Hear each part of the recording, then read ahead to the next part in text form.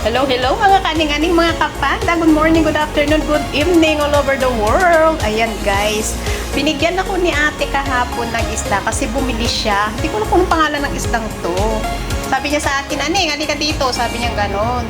Kasi pag dalawa kasi binili niya, $8. So, sabi niya, hindi niya naman daw maubos. Eh, medyo malaki. So, sabi niya, binigay niya sa akin yung isa. Sabi, ikaw na lang magluto, Antot. Sabi niya sa akin. O, sige po ate. Salamat. Ako naman. Tapos, binigyan na rin niya ako ng okra. Ay, ako nang bumili ng aking kamatis. Ayan, ipaksiw ko na lang ba guys. Di ko alam kung anong pangalan ng isda to. Wala naman kasi akong kaalam-alam sa mga pangalan ng isda.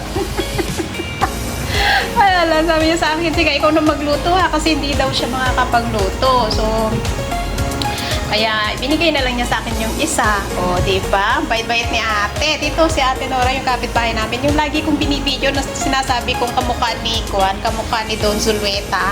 Ayan, lagi siyang nagbibigay ng sa akin ng ulam.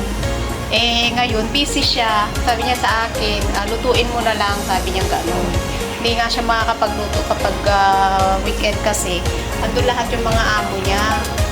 So, ayan, lutuin mo na lang. Ay, okay naman daw sa amo ko na magluto ako. Sabi ko niya gano'n. O, sige po ate. Thank you na lang ako. Alam kasi nila kung sino ang matakaw.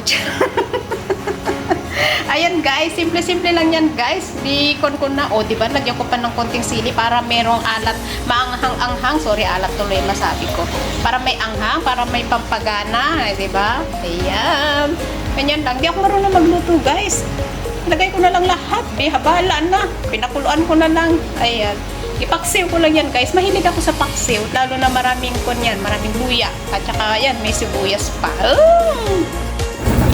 Ayan ang mga kapanda. Nakaluto na rin tayo guys. Tapos yung aking washing machine is maingay. Ayan. At maglalanting na yata yung ating aeroplano. Ayan guys. So kakainin muna natin yung buntot. Ayan. O, almusal pa lang yan guys. Tapos mamaya, manananghalian na naman si Panda. O, may CD pa yan guys. Wala kasi akong green na CD, kaya yan na lang.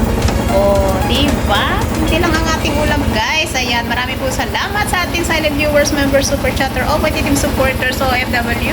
Dahil po sa lagi nagpapasugot, marami po salamat. God bless and ingat. Mwah, mwah, chup, chup. Mwah!